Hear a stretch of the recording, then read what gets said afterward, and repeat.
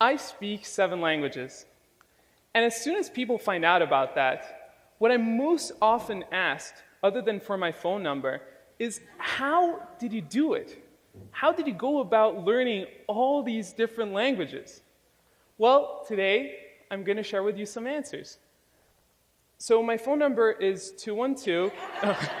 I'm just kidding. See, I was raised as a polyglot. And by the time I turned 18, I could speak already 4 different languages. And then for the subsequent 3 years, I learned 3 additional languages. And it's about those 3 years that I want to talk about. Because my language acquisition process was very different from that of my peers. In that it was never this stressful, strenuous, difficult, seemingly impossible task, but rather something enjoyable, fun, exciting. I loved it, every single moment of it. And I want to share with you what was it that made it so special? See, I did have a head start in that I did have these 4 languages that I spoke ahead of time. But there were also these 5 techniques, 5 skills, if you will, that I used that made the language learning process so much easier. And it's about those 5 techniques that I want to talk about.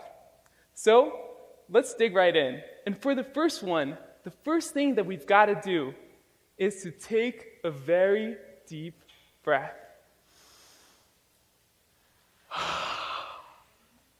And relax. And the reason for this is because our entire lives, we're taught how to do things right. From the moment we're born, we're taught what things we should do, what things we shouldn't do, and how to do things properly.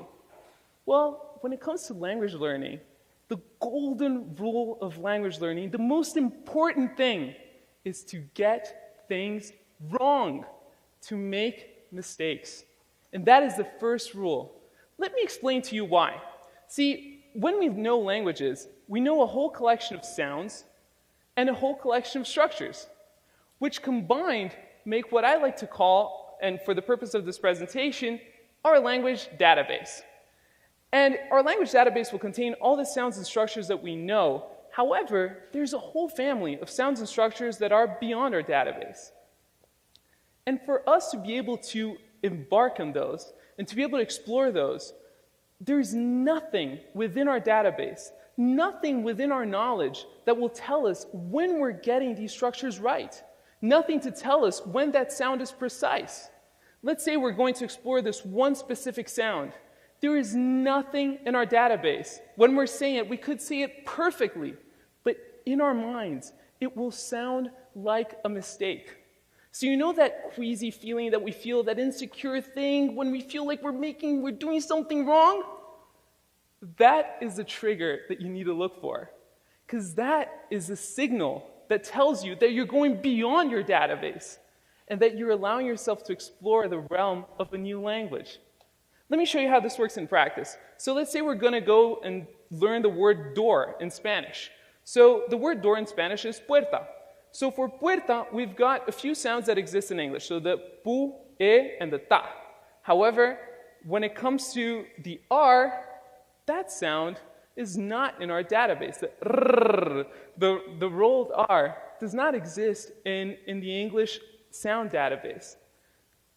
And it's a little bit on the outside. So if we allowed ourselves to bridge through our database and to really break through and to make the mistake, we could make sounds like the rrr. But instead, what sometimes happens is that we get the closest relative of it that is within the database, and that is the r sound. And that r sound makes something that sounds like puerta, which doesn't mean a thing in Spanish. It actually doesn't sound too charming, and it doesn't tell you too much. So for the first technique, allow yourself to make that mistake so that sounds like puerta can come out. And now let's go to the second one. For the second one, I'm going to need some of your collaboration. We are going to read these 4 beautiful words, and on the count of 3. So let's start with the first one. On the count of 3. 1, 2, 3. Mao, perfect. The second one, 1, 2, 3. Perfect. Third one, 1, 2, 3. Perfect. And the fourth one, 1, 2, 3. Let me show you what happened when we did this. We get these 4 words, and we put them through a sort of American English filter, and we get something that looks kind of like this. And I'll tell you the results of that. So for the first one, mão, which means hand in Portuguese, we put it through the filter, we get mau. For the second one, we get coco, which is coconut in Portuguese, or cocô, which means poop. We put it through the filter and we get a warm cup of cocoa. And for the fourth one, we have huo, which means fire in Chinese. And we get, if you're feeling really creative, maybe a dude doing karate. But anyways, they don't tell you much about how these things are pronounced. And if you think it's only one way, only if you're going from English to a different language, think about non-native speakers and try to explain to them that this is pronounced though, and that this is pronounced thought, and that even though they look almost identical, they have nothing to do with one another. Or try to explain to them that this is enough and that this is just simply wrong. See, there is nothing useful about using that foreign alphabet when you're trying to learn the language. Why? Because it will give you wrong signals. So what is the second technique? Scrap it. Scrap the foreign alphabet. Let me give you an alternative of how you can go about this. This is a Brazilian currency, and it's spelled like this. So on the count of 3, can we all say the name of this currency? 1, 2, 3. Yeah. We have some people who know the spelling. Yeah, real for the most part. And as useful as this might seem, it doesn't tell you a single thing. And when you're speaking Portuguese, real means nothing. Let me give you an alternative. See, in Portuguese, the way that you say real is real. So let me teach you how to say it. So on the count of 3, let's say he. So it's he, but without the e sound. So 1, 2, 3, he. Perfect. And now let's say ow. It's like ouch, but without the ch sound. So it's ow. 1, 2, 3. Perfect. So he. Ow. He. Ow. He. Ow. He. Ow. He. Ow.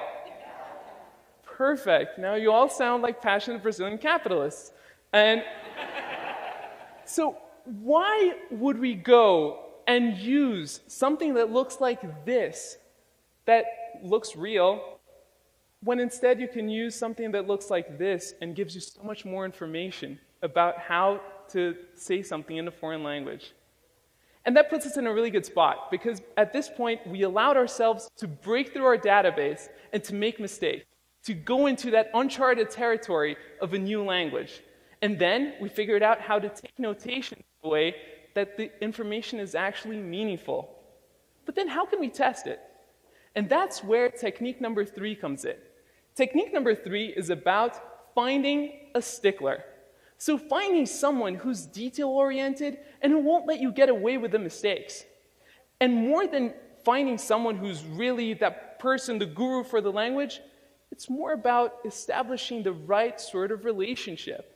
Relationship with someone where they will correct you. They'll feel comfortable correcting you and making sure that you're getting to that spot you wanted in the language. But at the same time, someone who will encourage you to get things wrong and to make those mistakes in the first place. And sticklers could be your teacher, it could be your tutor, it could be a friend, it could be someone on Skype or Craigslist. It doesn't matter. You can find sticklers all over the place, and with technology, it becomes a lot easier to find them. And then it's time to practice. And for practicing, we've got the 4th technique. See, I always thought I had this thing that was a little bit of a Sid craziness that I did, and then I realized how useful it was. I always did what I like to call shower conversations.